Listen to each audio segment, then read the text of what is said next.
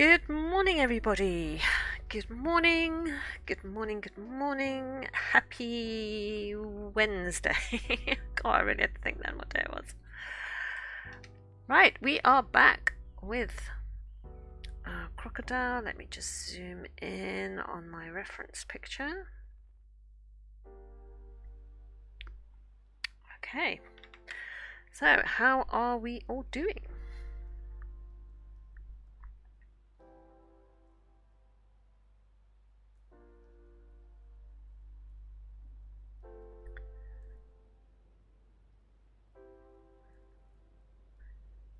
Stormy weather seems to have dropped outside. It seems to have dissipated, and everything looks really still outside. Really, really still.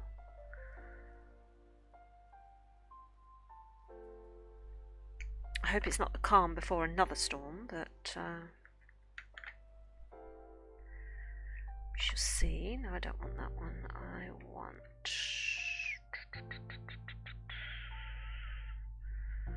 What's going to be the best colour? I might go for this brown ochre, actually.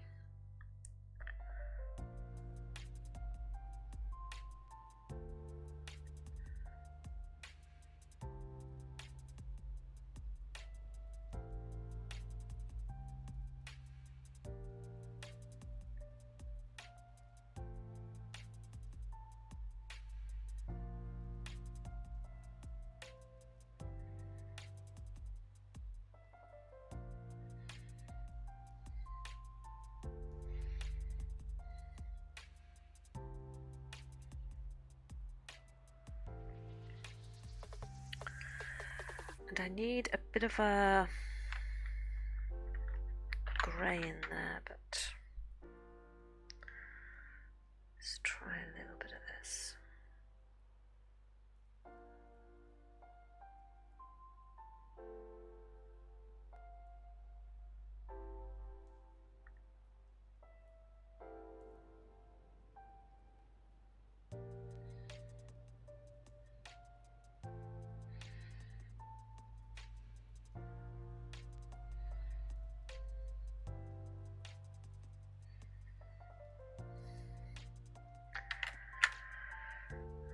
I need my dark. Which one is that? That's the walnut, the burnt umber. Need that one.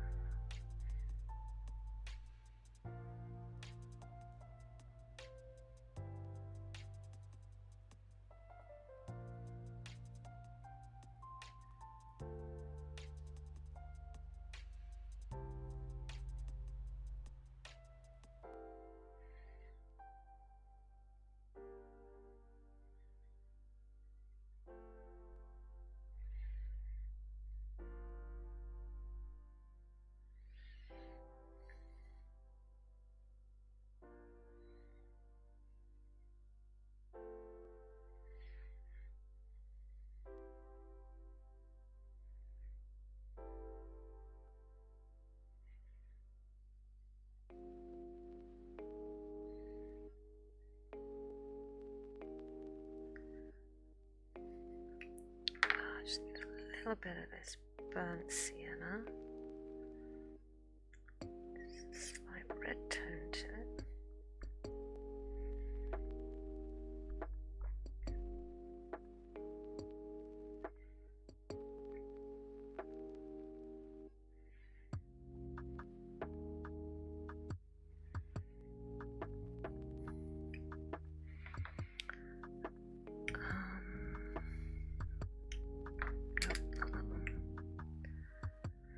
This one.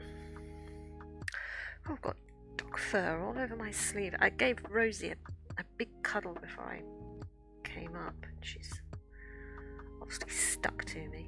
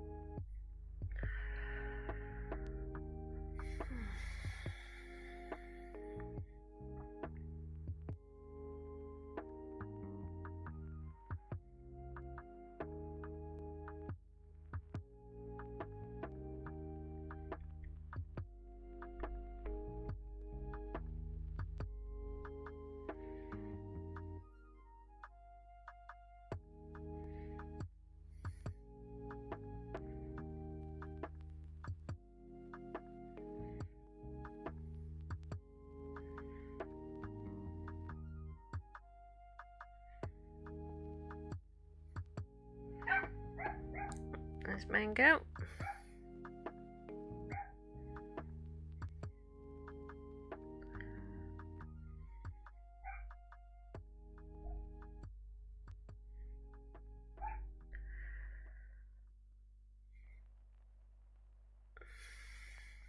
I was sent my revisions on my latest novel yesterday, so not only do I have my normal work to do, I also have revisions to do, which can be, it's always a little bit of a balancing act at this point.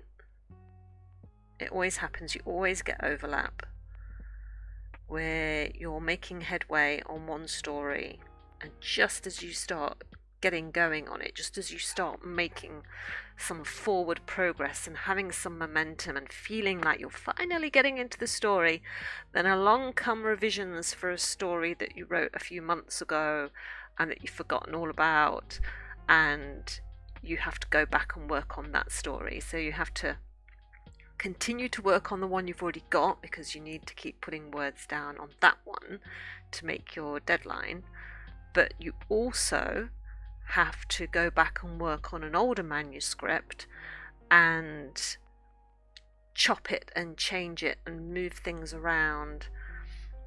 And I always find doing revisions on my own work incredibly uncomfortable. I'm quite happy to write revision letters for other people, because I assess other people's work as an editor and tell them where they need to make corrections, so I do that as well. And but for some reason when it comes to my own work, it's different, and I always sort of equate it to like, there's a jigsaw puzzle up there in the chat, right? And I like doing jigsaw puzzles. Imagine you have spent ages, days, weeks doing 1,000-piece jigsaw puzzle. You've completed it. It looks beautiful. There are no pieces missing. Everything fits. You've got the picture. It's complete. It's done. You're happy. It's done. And then someone comes along and says to you, we need you to take a few pieces out. We need you to take that piece out because we don't think that that fits very well. And this piece over here, we need you to give it more detail. And that bit over there, we need you to move it and bring it over here and put it in this piece. And that bit in the upper right corner, we need you just to, if you could just move it over here so it appears a bit later in the picture. And then we want you to make the picture all flow together and have it make sense and be beautiful again. And that's how my brain envisions chopping and changing about a story, because it already looked great. And then you have to change everything, take bits out, put new bits in, move pieces around, and still have it look like this beautiful picture at the end of it, so that the picture flows. And so that is why editing is so hard and difficult, because you're taking apart something that you already thought was beautiful and you're changing it. And yeah, so that's a difficult part of the process for me. It really is.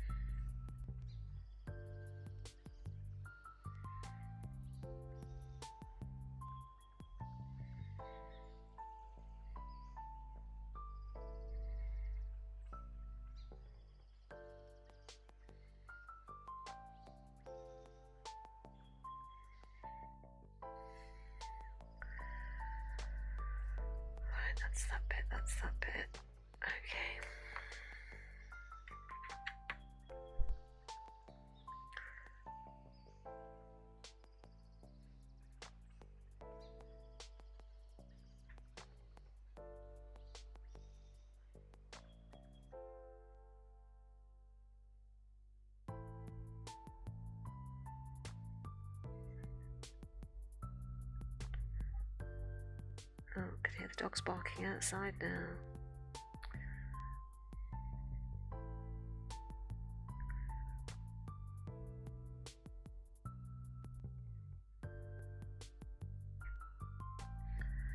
It almost looks like it hasn't put any grey on the paper at all.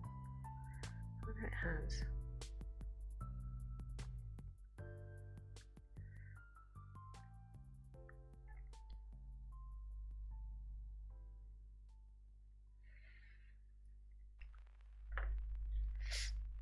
Right.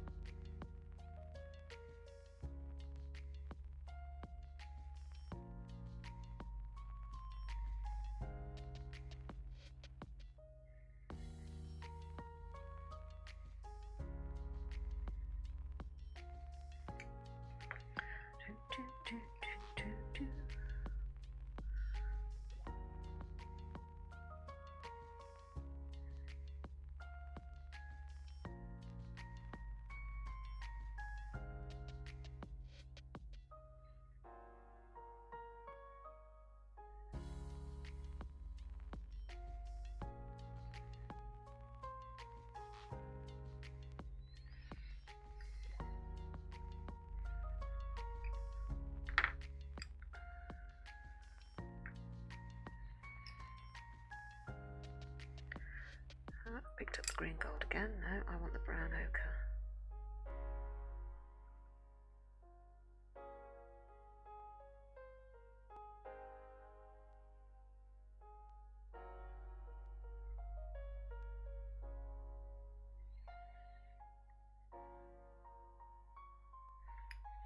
But I'm glad the weather's cleared up anyway, because now that means I can actually take the dog for a walk. I was unable to go out on a walk yesterday because it was just absolutely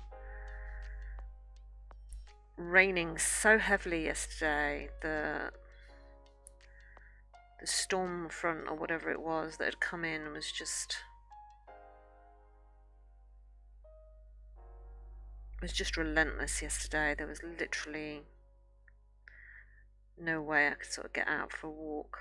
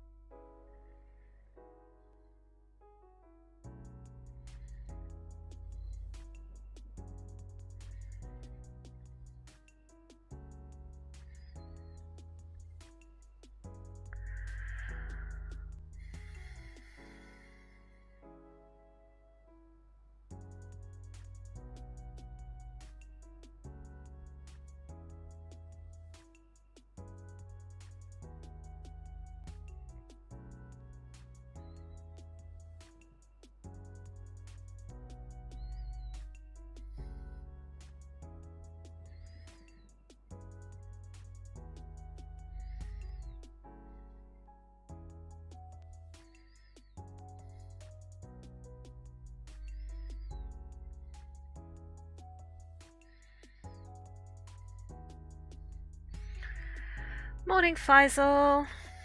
How are you?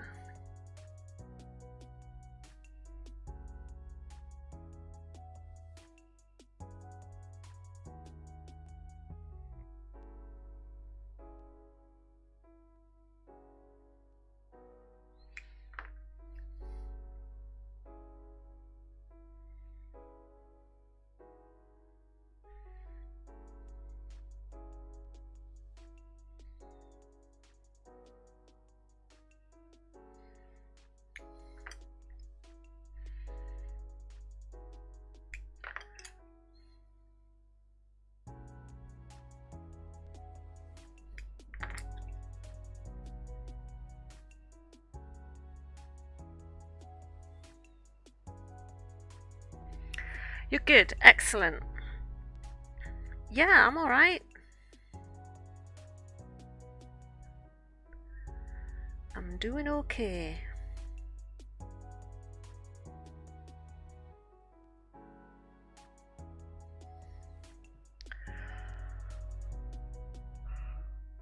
Oh, excuse me. Excuse me, though. Oh dear.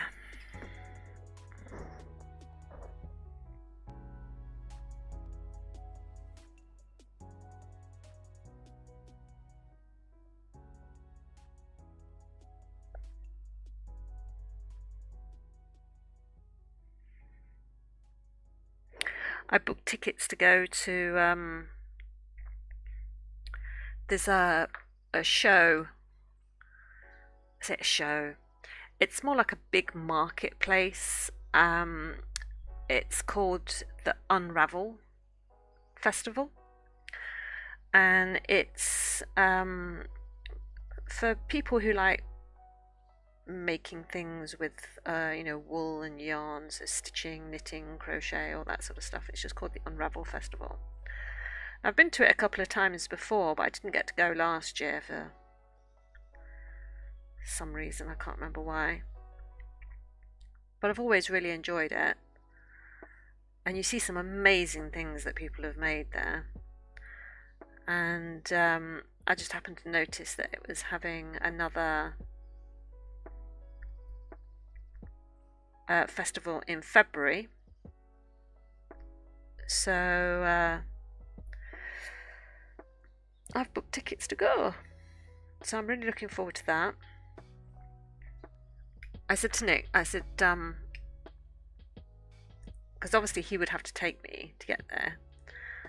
And I said, if you don't want to come in with me, you don't have to. You can go off and do something else. I'll just buy the one ticket. Because they were only I think it was like £12.50 a ticket, so not that expensive at all. And he was just like, well, there isn't really anything for me to look at or do in that area. He says, I might as well just come in with you. So I had to buy 2 tickets, which isn't too bad, but I just kind of feel like, when you're walking around a place with someone who you suspect is a little bit bored, I always feel that I need to rush and hurry up to get us out of there so that they will be happier. And so I'm hoping that last time they had a cafe going on the inside. So I think what I might do is say to him, look, why don't you go and sit down in the cafe, have a lovely cup of coffee, slice of cake, take your iPad with you so you can sit and do some work or whatever, and you just sit there while I have a little look around. But I know even then I will still feel like he's waiting for you. He's waiting for you. You need to hurry. You need to hurry. You need to get going.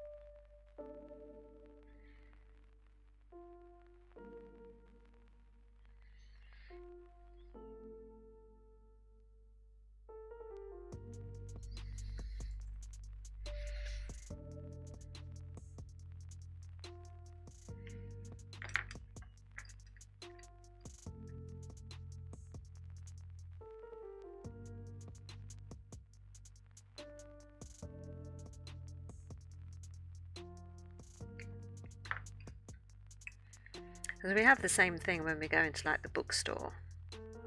Because I will go into every bookstore that there is. But every time we go into the main town and we go into the Waterstones, he will sit down on a chair and he will wait for me.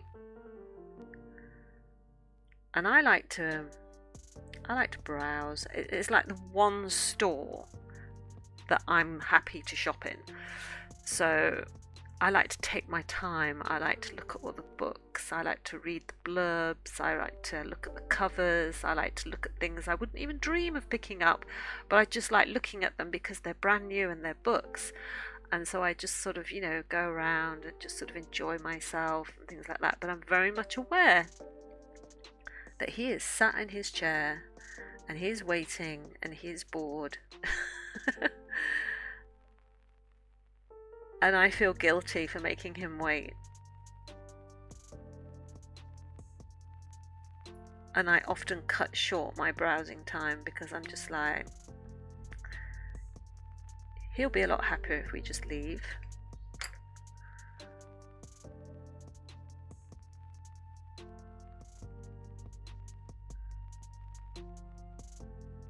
He's not telling me. Let me make this clear. He's not telling me that we should leave. He's not sitting there going,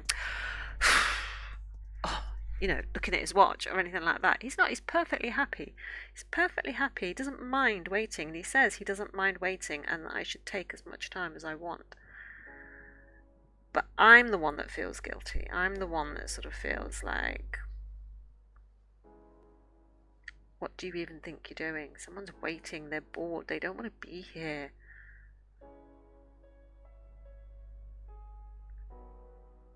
And I can't stop myself from doing that.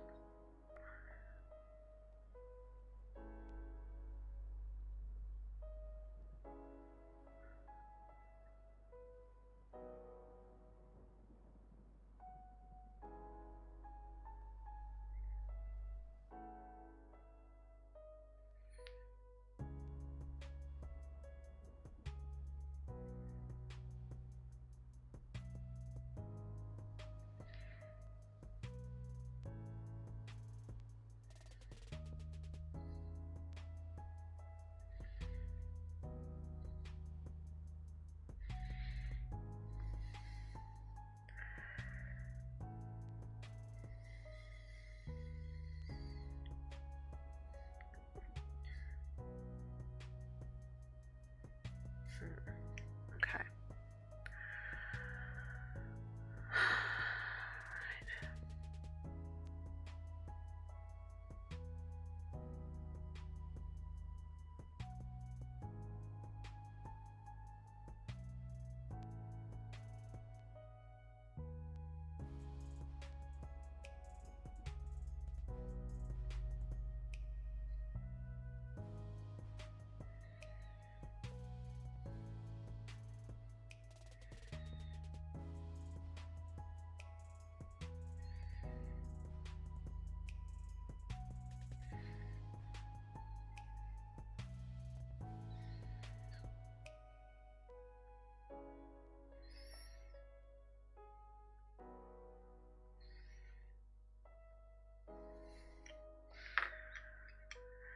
Morning, Natalie.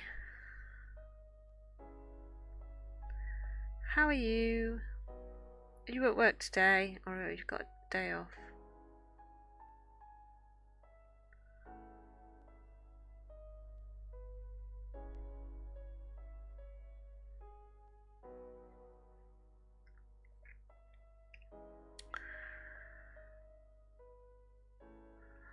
Right, okay, that is that bit there. Okay.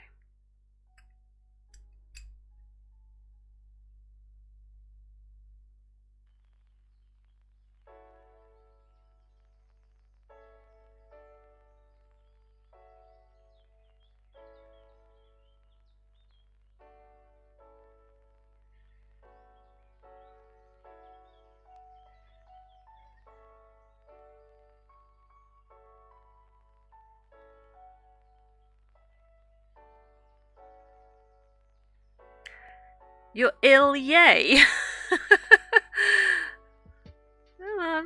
don't think it's yay, but this isn't James's stream. Don't be sus. Why are you ill? How are you ill?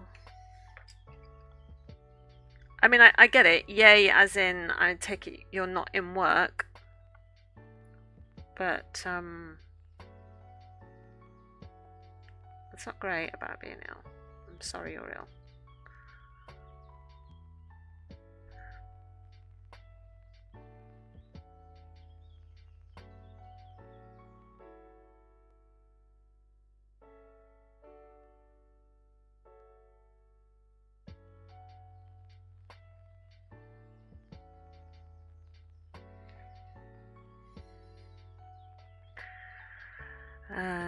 Deafen up the place and time. No, come on, I want deets now. I want deets now. Give me the deets.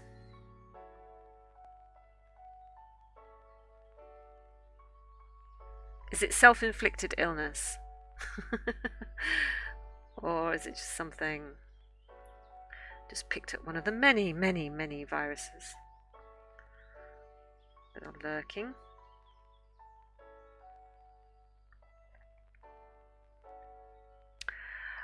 You've got a fever or the flu. Oh my god.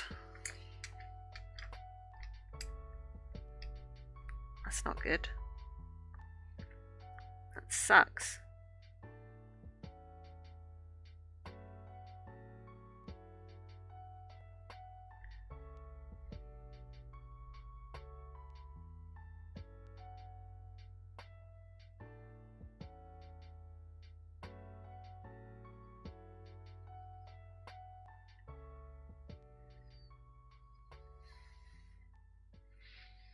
Yeah, I know you was being sarcastic. Oh dear.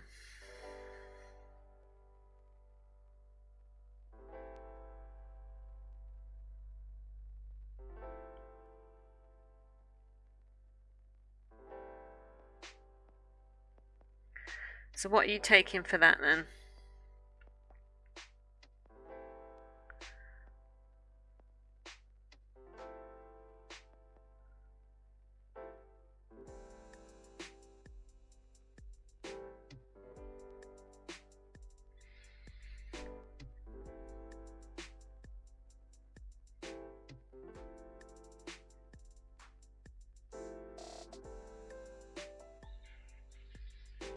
Hey, Artsman.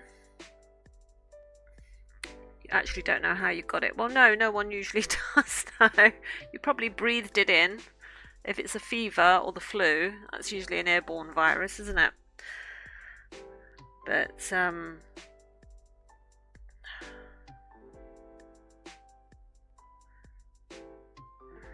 remember the last time I had like a really bad... It wasn't the flu, but it was probably like a really bad cold or something like that. I can remember once someone saying to me, because I wasn't... you know, these things always get worse at night time. First thing in the morning and at night time as you're trying to go to sleep. And I used to get terrible sleep. And paracetamol and coffee. Well, that sounds fine. Maybe some Lucozade. Original. And I thought I'll try this thing called night nurse. You can get the day nurse variety that you take obviously during the day, and then you have the night nurse medicine that you take at night, and it's this toxic green syrup that looks like something Viper made in Valorant, right? And everyone I spoke to had sworn by this stuff, that, you know, day nurse, night nurse sorts you out, no problem. So I took the night nurse and I spent the entire night wide awake, feeling like if I moved a single iota, I was gonna throw up. That night nurse made me feel so sick. It was disgusting, and I was just like, I'm never taking that stuff ever again. I mean, you feel bad enough with the flu. You don't then need to feel bad because of the medicine that you've bloody well taken. So I refuse to take night nurse or any liquid medicine at all. I mean, we always gave our kids when they were poorly, they would have like Calpol. And I think about a year ago, uh, I had like this really bad headache, and we'd run out of paracetamol tablets. And Nick said to me, he said, well, you can take Calpol. There's paracetamol in that, and it's for adults as well. It's not just for kids. You know, adults can have it. And I was like, well, okay, all right then, I'll give it a try, because the kids love it. You know, they would knock that back like it's juice, you know.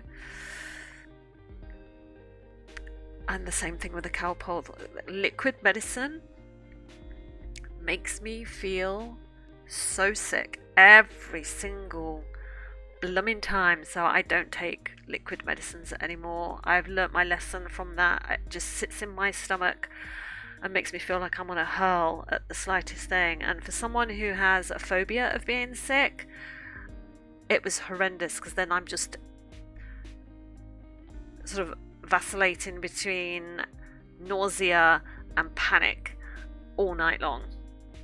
No, I'm not sick. No, Natalie's sick. She's got the flu. So I was just asking her what sort of medicine she's taking. Just a spoonful of sugar. I think a spoonful of sugar would be gross as well, to be honest. And I like sweet things. I have a sweet tooth, but a spoonful of sugar, no.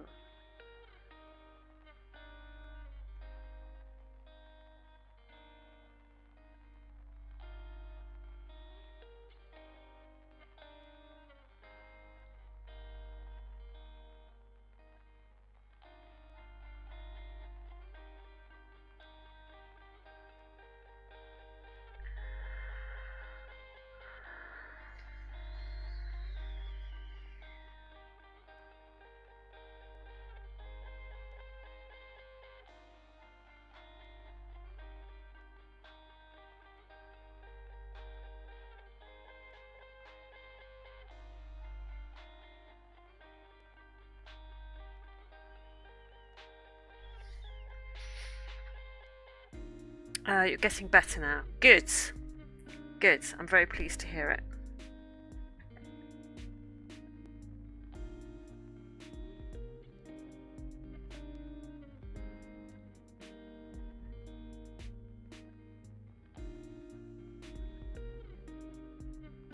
I remember once having the flu, and I was working at the time as a freelance book indexer. So you know how sometimes you get a non-fiction book and at the back there's a massive index.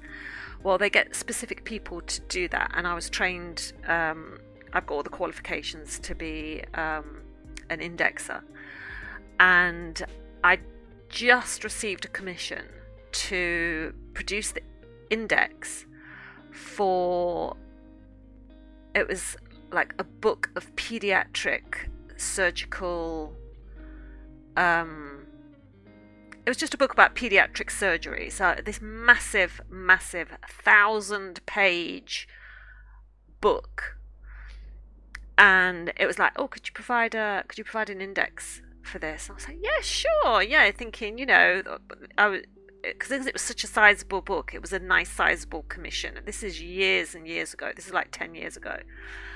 And I was like, yeah, of course I can do that for you. And I accepted the commission, started work on it. I'd done like a day, maybe 2 days work on it, and then came down with this horrendous flu. But I had a deadline. And I was just like, oh my God. And I can remember sitting in the bed behind me, propped up by loads of cushions, with a 1,000-page printed manuscript on one side of me, my laptop on my lap, and just picking up the paper. And you obviously have to read through it, every single word, so to work out where the reference is going to be and how you're going to create the index, and literally working my way through a book of pediatric surgery while I had the flu. And that was the last time I had the flu, which was about 10 years ago. And in a way, it was like, I was like, oh, I'm going to die before I get this done, because you feel really bad when you've got the flu. But actually, it turned out to be quite a good thing, because it sort of took my mind off how I was feeling, because I had to work. So I can remember doing that, indexing that book on pediatric surgery. I haven't indexed a book for years. I only did it for a couple of years. It was quite good fun, actually.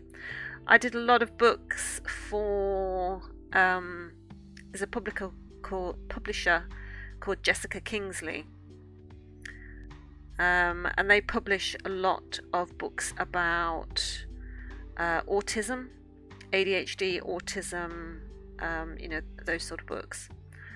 And I indexed so many of their books for them.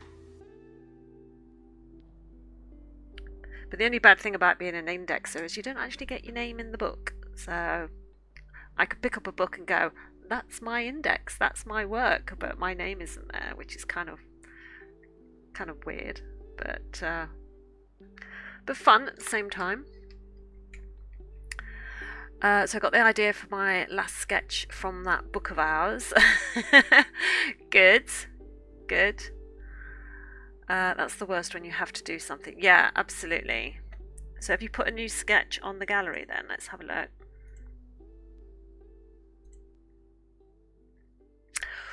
Ooh. Oh, I like that.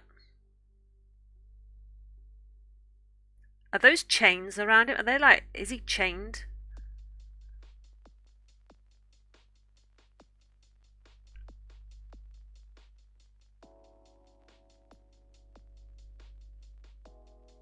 That's cool. I like that. I like the fact that he's got a six-pack.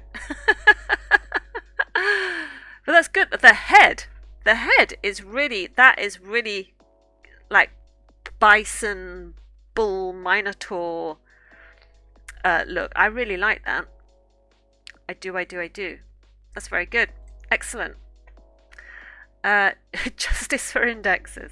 Yeah, exactly. Justice for indexes.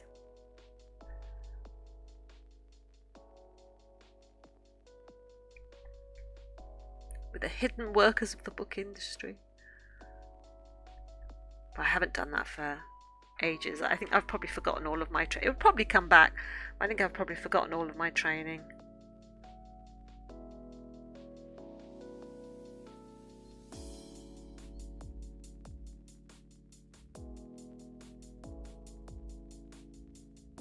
It was how I thought I would get into the book world when I thought I would never get any writing accepted. So, because I was writing and submitting and obviously not getting anywhere with anybody. And it was really disheartening. And I thought there must be a way to get into the book industry. And so I took all these courses. I did indexing, copy editing, copywriting, and proofreading. And I did all these training courses and got all these qualifications and started sending out CVs, and slowly I started to get bits of work, proofreading books, and I proofread a couple of scripts that a guy wrote for a TV show. It got optioned, but it never followed through, so I was really sad about that. And of course I did the indexing, and I thought, this is the only way I'm going to be able to get into books, because I'm never going to get any writing accepted. And then of course I did, and obviously writing has taken over, so I don't do that anymore. But that's why occasionally I will offer to people, if they want something proofreading, then I will proofread it for them and check their copy, because I used to do it professionally.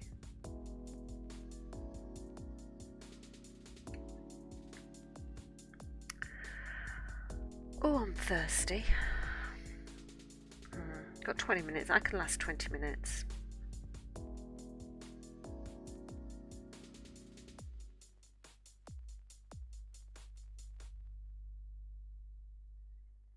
I really need to get some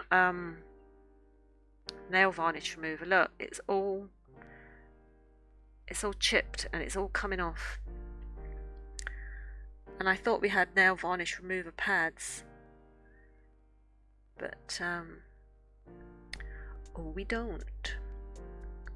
And so now I've just got this really awful looking nails and I can't be bothered to keep painting them.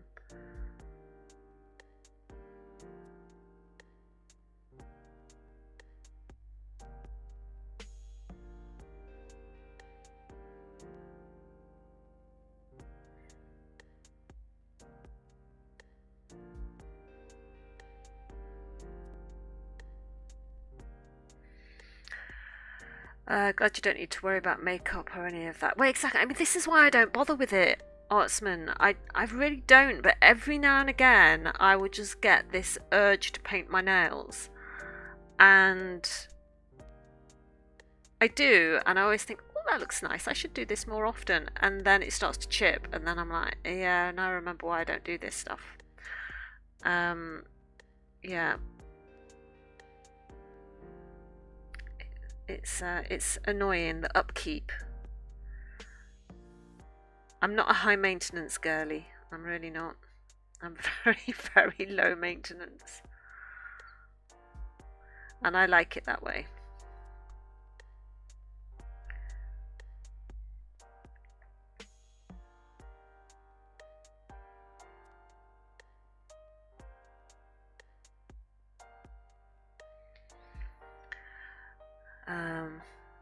No, I wouldn't think so.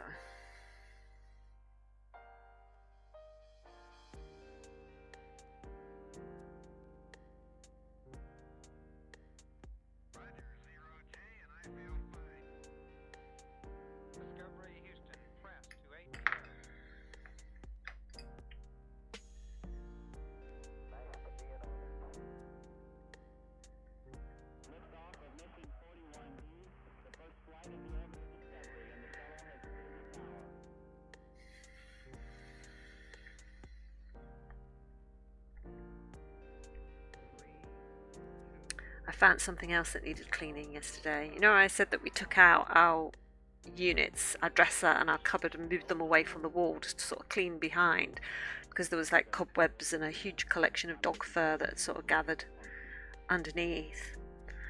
And I noticed that our oldest cat, who has been kipping on our radiators a lot just lately because she likes to keep warm, that I was stood near the radiator that she was perched on, and I was sort of looking down at her, and then I looked down into the radiator and noticed that where she's been sleeping all the time, there's this gathering of this massive fur ball on the inside. And I was like, oh God, look at that. Found something else that needs cleaning. Right, okay. So tried to get it with the extension thing on the Hoover, and of course it doesn't go down that far, and so it wouldn't come out, and couldn't think of what to use. So finally got this tool that's quite thin and narrow that you can push down inside the radiator without damaging it to get rid of all the cat fur that has accumulated in there. But because I hate seeing it, I hate seeing stuff like that.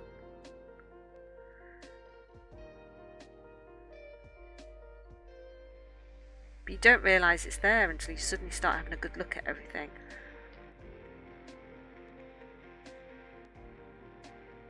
It's because I'm spring cleaning.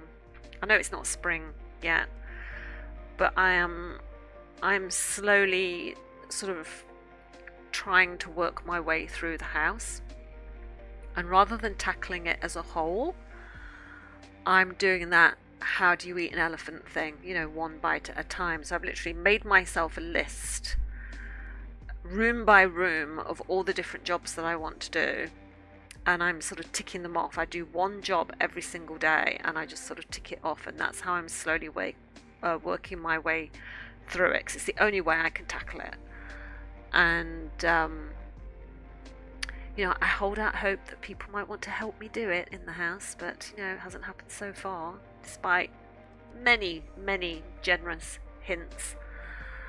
But But yeah, so I suddenly find new jobs to do, like moving units out to clean behind them and looking in radiators and realizing you've got to clean the inside of your radiators as well. So that's like something else that I can add to the list and immediately tick it off, which is quite nice. But you're a bit of a slob. I wouldn't want to see your living area. Look, believe you me, there is no shame.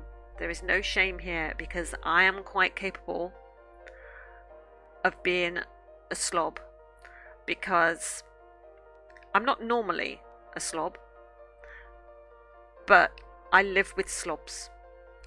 So there came a time where I was just like, you know what? If you can't beat them, join them, sort of thing. And so I occasionally slip into the zone of you can see where I sit. There's everything around me. So it's like everything was in easy reach around me. But every now and again, I have one of those brains that gets incredibly irritated by clutter and mess. It really affects my mental health. So I have to sort of go through and blitz everything every now and again, and I'm just in a blitz zone at the moment. So there's no shame. There's no shame. You do what you do. You live how you live. And plus, I was having this talk with Becca yesterday. Becca's my daughter. Because she was like, oh, if it was left to you, Mum, everything would be really minimalist and the house would be like a show palace. And it's like, well, no, it wouldn't, because I don't want a house that's a show palace. I want a house that looks like a home, where people actually live, where people are actually... I want people to feel comfortable in my home. I don't want them to think that if they come for a visit, oh, they can't put the cup of tea down on the carpet in case it leaves a mark, or they can't put it on the table in case it leaves a mark, or something like that, or they can't wear their shoes to come in the house. It's like, no, people wear their shoes to come in my house. People can put their cup down on the carpet. I want people to feel comfortable in my house. I want my house to look comfortable. I don't need it to look like a show palace. I don't need it to look like something out of the Ideal Home exhibition, because I wouldn't feel comfortable. But I do want neat. And there's a difference, I think, between being comfortable and neat and comfortable and fanatic. And it's just, yeah, so if you're comfortable and you're happy, then that's what matters. And that's where I go with things like this. You do what makes you happy. Life is too short to be living your life to other people's standards. You live your life to your standard.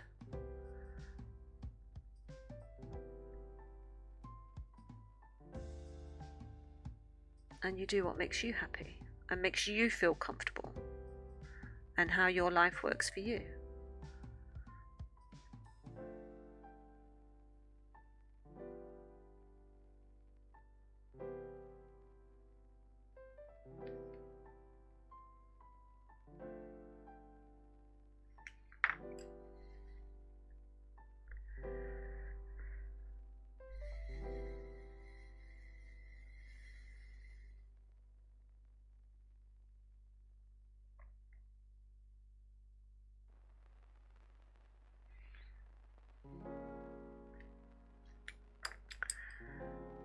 It's got a little bit of burnt sienna on this side.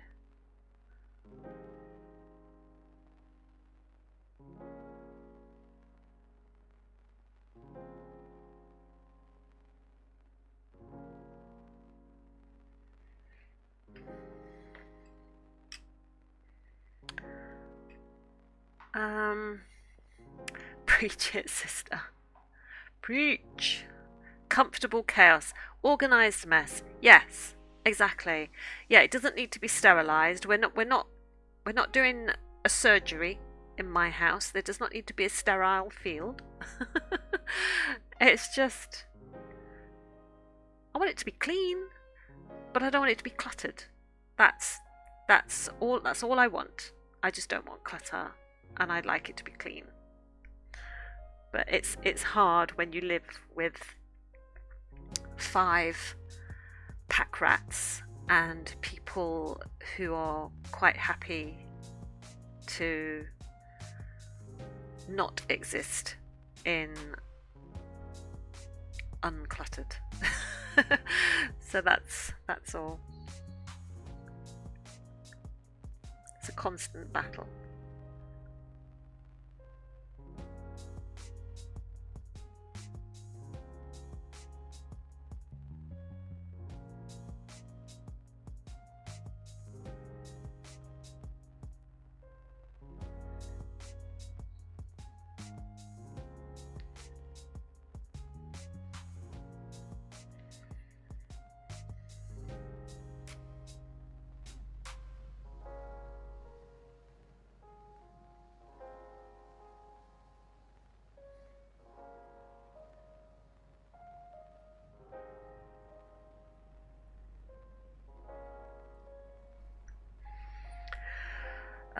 My main thing is picking up the empty soda cans around my room. Yeah, I wish James would do that. We take our garbage and recycle to the dump once a week. Okay. No wonder why I love this stream.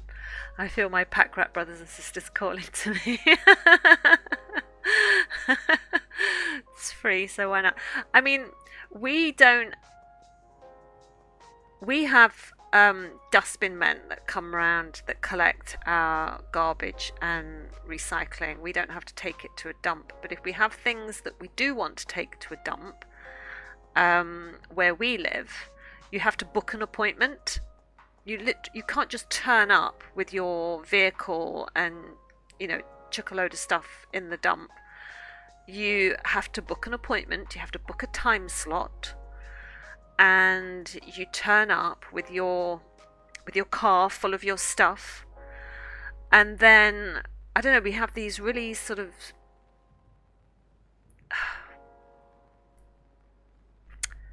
how do I phrase this? Some very determined dump workers who will watch you intently when you start unloading your car and going, "What have you got there?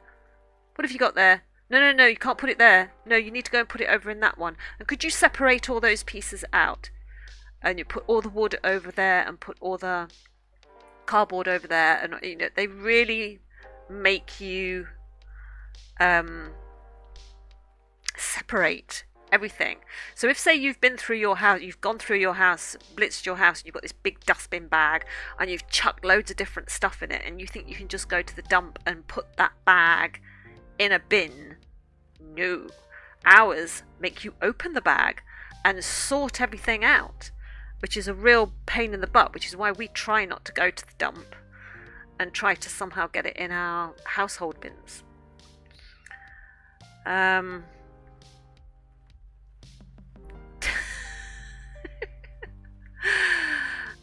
Automod held a message for a reason. It does sound like a pain in the butt, Artsman. I don't know why. That's fine. I can allow that. That's fine. Oh my god. But at least Automod works. Right. Wait for the tip. I swear they stopped doing that after COVID. Oh no, ours are dreadful. Dreadful. It's like somebody gave them a little bit of power and they have gone overboard with it. Our tip people are super friendly. They'll sit there chatting to you. Oh, ours won't. They probably do to Nick. Nick goes anywhere and flutters his eyelashes at people and they do anything for him, which is really annoying. But I go and I'm like, I consider myself to be like a super friendly person, right? If I see anybody in the street, I'll smile, I'll say hello, I'll say good morning. If I meet someone and I don't know them, like meeting someone at the tip that I've never seen before, I'll say good morning, smile, how are you? pass little chatty, pass the time of day sort of stuff. But for some reason, I seem to meet these people. But, hours won't help. No. You can be struggling. You can be struggling to pull all this stuff out of your car, struggling under the weight of it, and no one will come and help you. If you've got it there on your own, they expect you to deal with it on your own. I've never had any help. The dump in Colorado where we lived, the price would fluctuate depending on who was working. Oh, okay. But, yeah. Nick will get help wherever he goes. There's a story that we tell quite frequently, and it was just indicative of how our life is, right? There was this one time I went to the supermarket, and because I had 4 children under 5 at one point, and in this particular situation, he's not a Sagittarius, no, he's Aquarius. On this particular occasion, I'd got James and the twins in a shopping trolley. They have the shopping trolleys where you can fold the bit out for a seat and they can sit in the seats while you push them around in the trolley. I had 3 children in there, 6 months pregnant with Jack, and I was doing a big supermarket shop on my own. And this was before you had self-service tills where you could scan and do everything. Everything had to go through a normal till where someone sat on the register and did everything. And I went through, I was in this shop for like an hour and a half. I'm slowly feeding children bits just to sort of keep them happy and everything. And I get to the till, and of course there's a problem with something, and so it takes time, and the shopping is being pushed through, and I'm trying to pack the shopping and keep the kids entertained and the stuff, and nobody offered to help me at all. And that happened to me many, many times. And then on this one occasion, when Nick wasn't at work and he came shopping with me, and we had the kids in the shopping trolley, and Nick's pushing the trolley, and I'm just sort of walking beside him, and we get to the till. And the lady on the till looks at the situation.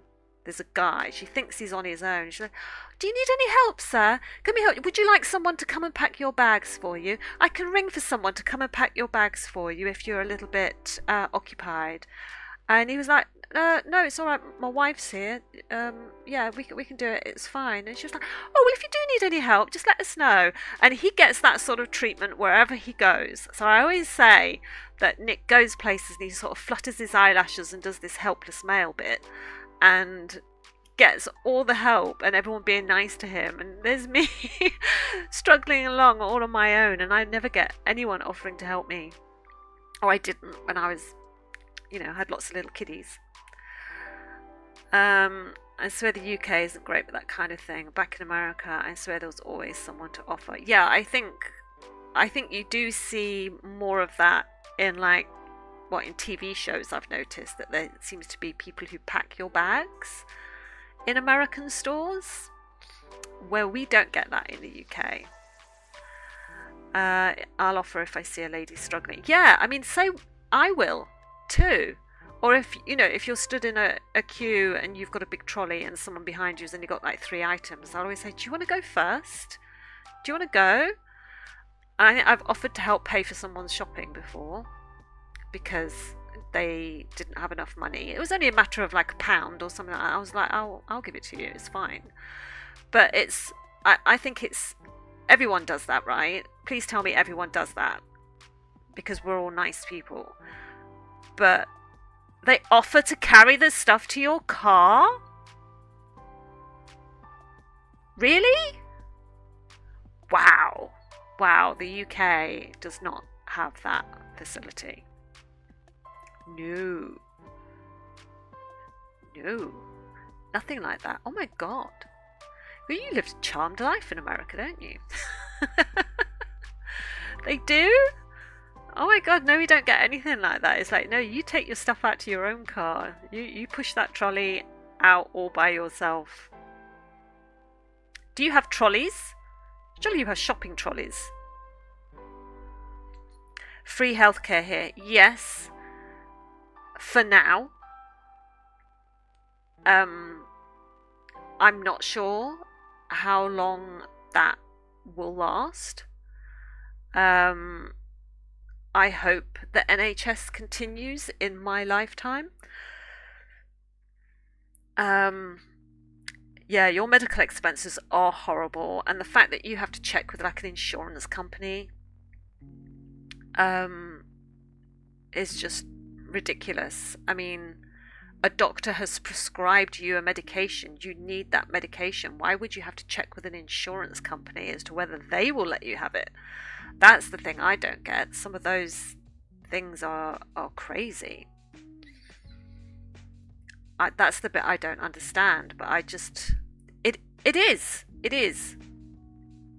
I mean, people's health is not the sort of thing you mess around with. And we hear so much over here in the UK that there are lots of people in America who don't bother going to the doctors or don't bother going to the dentist, and use a lot of home remedies or pull their own teeth because they literally can't afford to have healthcare, or it's just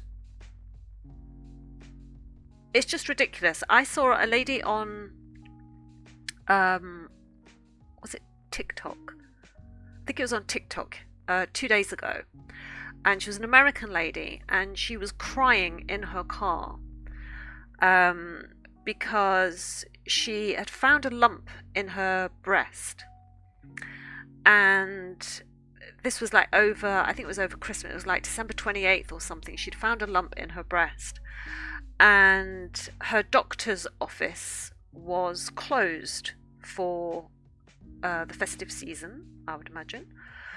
And so she called a diagnostic center to see if she could get in to have some sort of scan or something. And she said, "Oh, I found a lump and I need a scan." And they were like, "Well, I'm sorry, you need to have a referral from your primary care physician." And she was like, "Well, my primary care physician is closed." And they said, "Well, we can't look for a lump without a referral from a doctor." And so she was crying in the car because obviously, she thought she had cancer and nobody was going to help her and everything was closed for Christmas.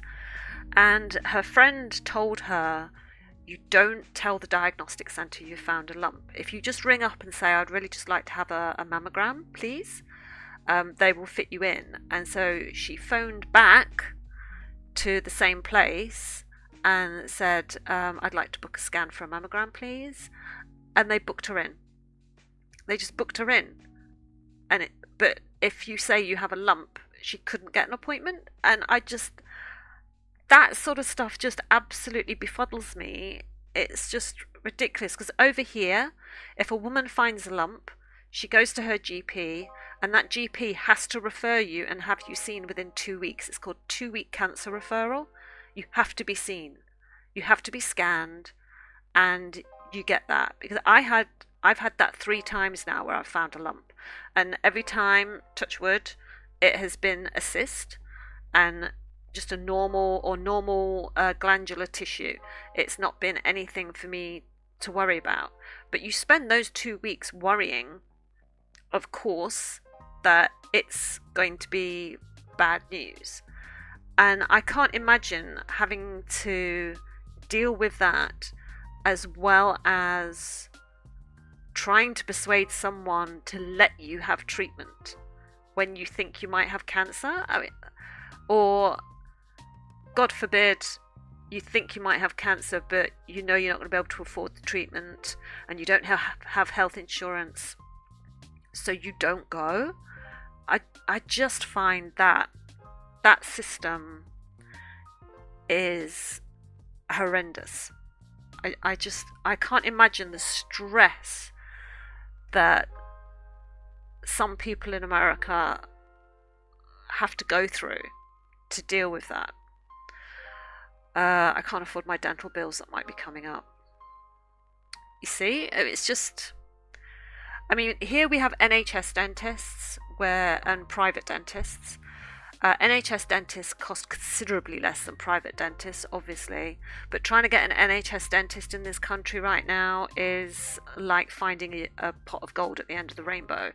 They aren't taking on new clients. A lot of people have to pay privately, and they set up like payment plans now for people because they just can't afford to go full on private. And it's just, I mean, I just think that's horrible. It's just crazy. Traded in our humanity. What? That's a really, apt way of putting it. It's like there's a cost. There's a cost to you for being human, for getting sick, for needing treatment to keep you alive. There's a price on that. There is a price on your life. And I just think there shouldn't be a price on anybody's life. There shouldn't be people profiting out of you being ill. Yes, someone is making a lot of money off the human condition. Absolutely. Absolutely. Yeah. It's a sad state of affairs, and I can't imagine how people in America do it, quite frankly. I mean, because over here, we pay for like vet bills. So if your animal gets sick, obviously you pay. I think I mentioned the other day, it was £51 just to walk through the vet's door to literally just walk in and have a consultation. It was £51. And then you have to pay for the medication, you have to pay for any treatment, you have to pay for any scans. And whenever one of our animals gets sick, it's slightly terrifying because I know it's going to cost me an awful lot of money.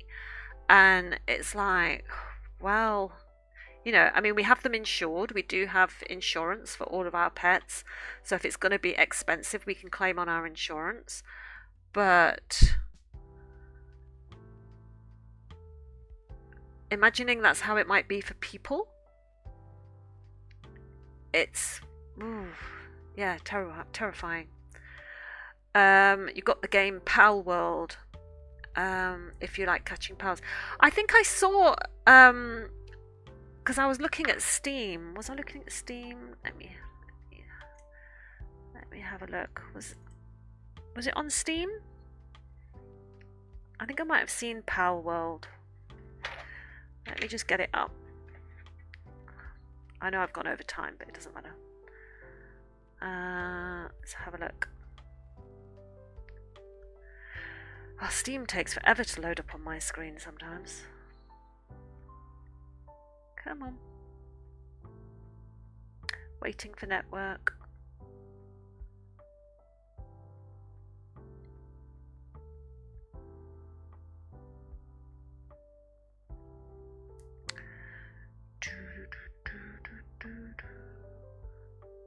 Right. That looks interesting. Power World. Yes, I did see this. Yes. Fight, farm, build, and work alongside mysterious creatures called pals. This completely new multiplayer open world survival and crafting game.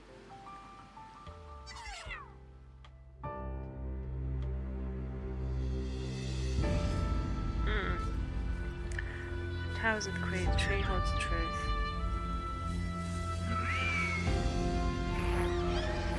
Yeah, I did see this.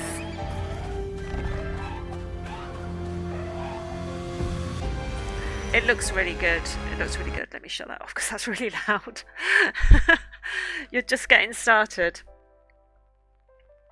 Yes, it does look interesting. It kind of looks like a mix between Minecraft and Pokemon. It's weird. I got invaded by some pals and managed to capture one of them. Okay. That's good. That's good. Okay, alright, well, I better leave it there for today, chat, otherwise I'm going to run over with everything. But you enjoy playing Pal World, and